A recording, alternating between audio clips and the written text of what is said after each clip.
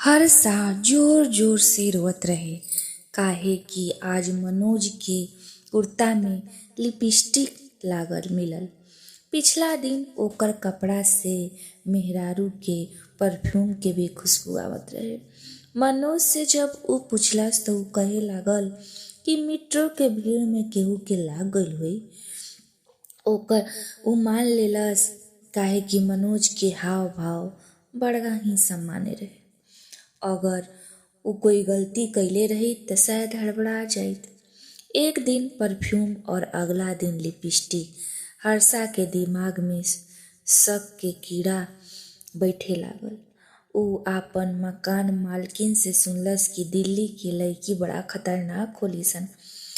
पिछला साल एगो शादीशुदा आदमी एक दोसर औरत के साथ बगल के फ्लैट में रहत रहे।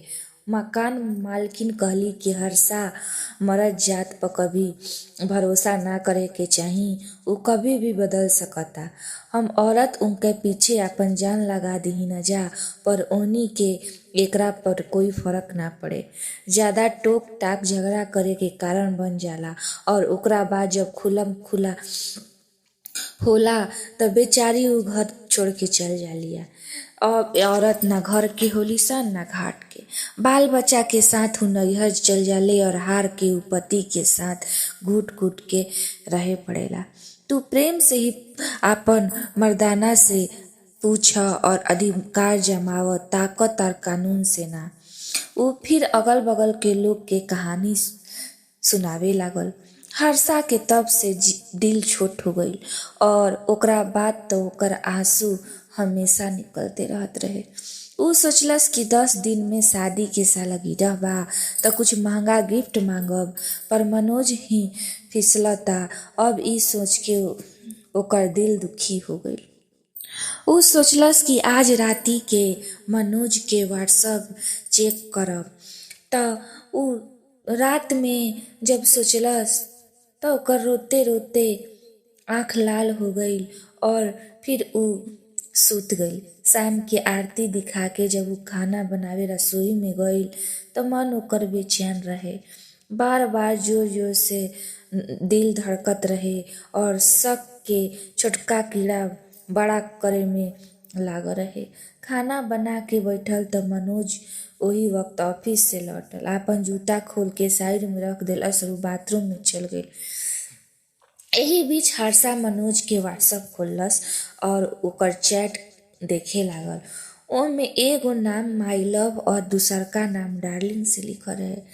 डार्लिंग के कांटेक्ट से मनोज के चैट आज भई रहे और ओमे दीदी के नाम से शायद कुछ बात भई रहे और सीक्रेट प्लान के बात होत रहे।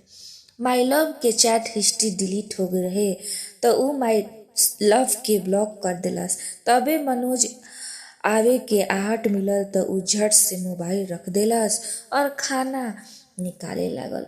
मनोज आंख सूजे के कारण जानल चाहल त हर्षा बहाना बना देलस और माई लव वाला बात के चर्चा नाही करल उचित समझलस। खाना खइला के बाद ऊ अपन मोबाइल खोललस त पता चलल कि ऊ खुदे के ब्लॉक कर देले बिया। ई जान के थोड़ा ओकरा सुकून मिलल कि पति हमरे के माई लव नाम से सेव कइले बा। मगर ई डार्लिंग के ह? मनोज कहीं दोसर शादी त नइखे कर लेले? ऊ के हक से दीदी हमरा के कहतिया। ई सोच सोच के हर्षा के दिल और दिमाग दोनों फाटे लागल। ऊ सुते के बहाना बनैलस और मनोज के सुतते ही ओकर फोन उठा लेलस। सबसे पहिले ऊ खुद के अनब्लॉक कइलस और डार्लिंग के चैट पढ़े लागल। ओमे बार बार लिखल रहे कि मोबाइल खरीदे के बाद दीदी के मत बताई।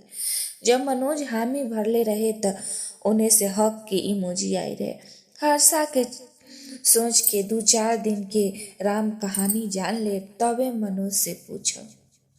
अगला दिन से मनोज के सारा चैट डिलीट मिलत रहे त हर्षा मनोज से कहलस कि रउरा हमार चैट काहे डिलीट कर दीना। त मनोज कहलस कि पूरा दिन लैपटॉप और व्हाट्सएप खुला रहेला और कोई मैसेज न पढ़ लेवे ऐसे तहार चैट हम डिलीट कर देना। हर्षा बिल्कुल उदास हो गई कि कल एनिवर्सरी बा और ओकर कोई तैयारी नइखे। शाम के मनोज घरे जल्दी आ गईल और कहे लागल कि ओकरा कहीं जाए के बा। हर्षा कठपुतली के भांति मनोज के इशारा समझ ओकरा के एगो गिलास पानी दे देलस। मनोज के मोबाइल पर तबे डार्लिंग के फोन आवे लागल त मनोज ओकर फोन उठैलस और बालकनी के तरफ चल गई। ओकरा बाद जूता और हेलमेट पहिन के बाइक से बाहर चल गई। हर्षा के आज लागल कि ओकर पूरी दुनिया ही खत्म हो गई बा। ओकरा शक अब विश्वास में बदल गई। अब मनोज कहीं सौतन के घर ना ले आवे ई सोच के हर्षा पागल हो जात रहे। मनोज सिर्फ ओही के साथ छल नइखे करत बल्कि परिवार के साथ भी छल करता। हर्षा अपन कपड़ा और गहना के एगो बैग में रखला से तैयार हो गईल कि मनोज जैसे ही उ केहू के लेके आई वो हमेशा खातिर ओकर जिंदगी से दूर हो जाई।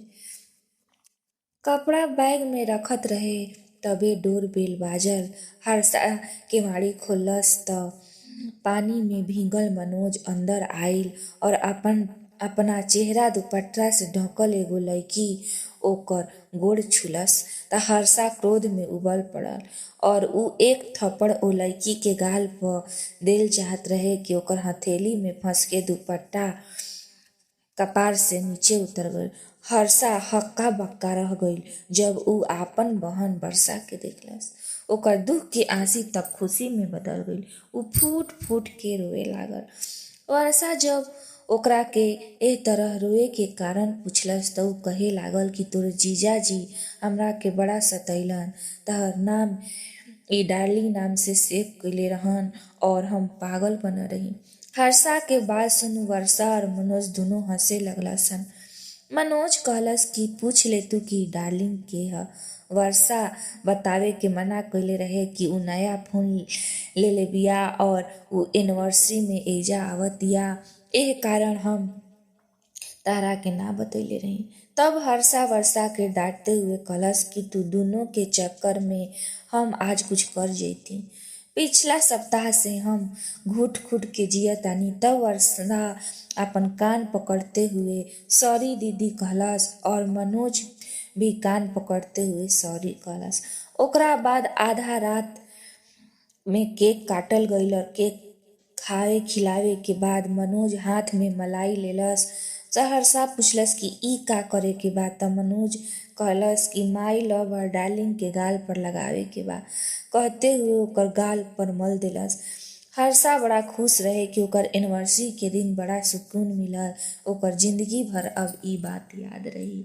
दोस्तों ई कहानी एजे समाप्त होता। अगर कहानी रोरा लोग के अच्छा लगे तो लाइक करें, सब्सक्राइब करें और कमेंट के माध्यम से जरूर बताएं कि ई कहानी रोरा लोग के कैसन लागल। धन्यवाद।